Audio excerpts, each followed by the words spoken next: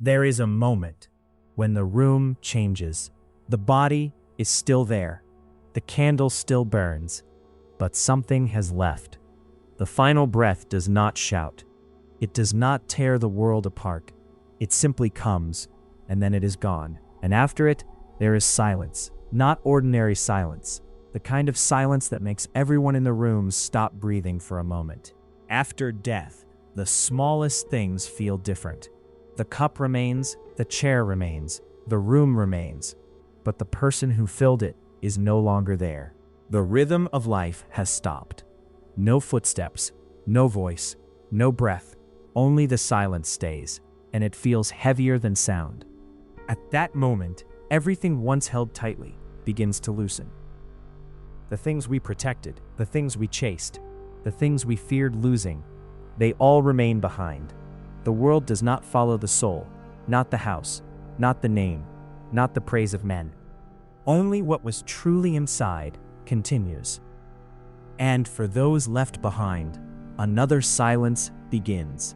They remember the voice, the small habits, the ordinary things that suddenly become sacred. But beneath the grief, there is another question. Where are they now? And no answer feels small enough or large enough for that moment. Early Christians did not look at death as only an ending. They saw something deeper, a separation. The body returns to stillness, but the soul stands before mystery.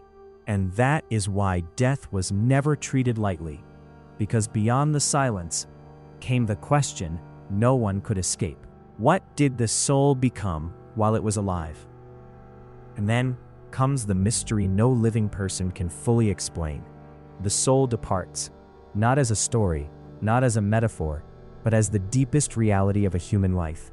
What once looked ordinary is suddenly eternal, and the soul begins to move beyond everything it once knew. Where does the soul go when every familiar thing is gone? No voice calls from the next room. No footsteps answer. No hand reaches back. The soul crosses a threshold no one can describe completely. And in that silence, the soul begins to understand that nothing earthly can protect it now. And then, the life just lived is no longer distant. Not as people described it, not as the world applauded it, not as the soul defended it, but as it truly was. The hidden kindness, the secret pride, the wounds given, the mercy refused, and a love that was either protected or betrayed. And then comes the fear that early Christians never ignored. Not the fear of pain, not even the fear of darkness, but the fear of being seen completely. Every word, every hidden intention, every love, and every betrayal of love. Nothing forced, nothing exaggerated, only the truth, standing before God.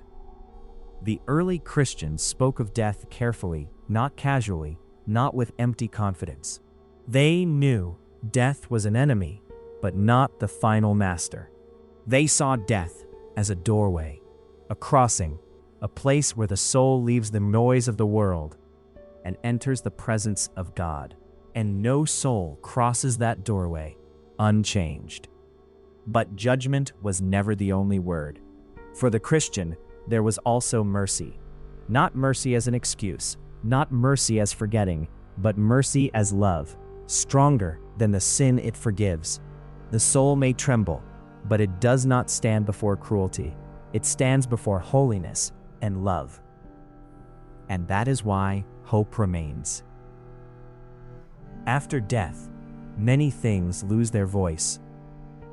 The arguments, the possessions, the need to be seen, the fear of being forgotten. All of it begins to fall away. And what remains is no longer what people thought of us. What remains is what we became before God. So, what remains when everything else is taken? Not the titles, not the applause, not the things we spent our lives protecting. What remains is the love we gave, the mercy we showed, the truth we refused to betray, and perhaps the prayers no one ever heard, but God did. The silence after death is not empty. It holds every question we were too busy to ask. What did I love? What did I serve? What did I become? It is a silence that does not accuse, but it does reveal. And in that holy quiet, nothing false can remain hidden. And yet, death is not the final word. For the Christian, hope is not pretending death is small. It is believing that God is greater, greater than the grave, greater than fear, greater than the sins that wounded the soul. And somewhere beyond the silence, mercy waits. Perhaps this is why Christians were told to remember death, not to become afraid of life, but to finally understand it. To know that every day matters, every forgiveness matters, every hidden act of love matters. Because life is not measured only by what we build, but by what we become while building it. And death reveals what life was really serving. One day, everything we used to hide behind will fall away. No title, no wealth, no applause, no mask, only the soul and the God who sees it completely. So the question is not only what happens after death. The question is what remains of us when everything else is taken away.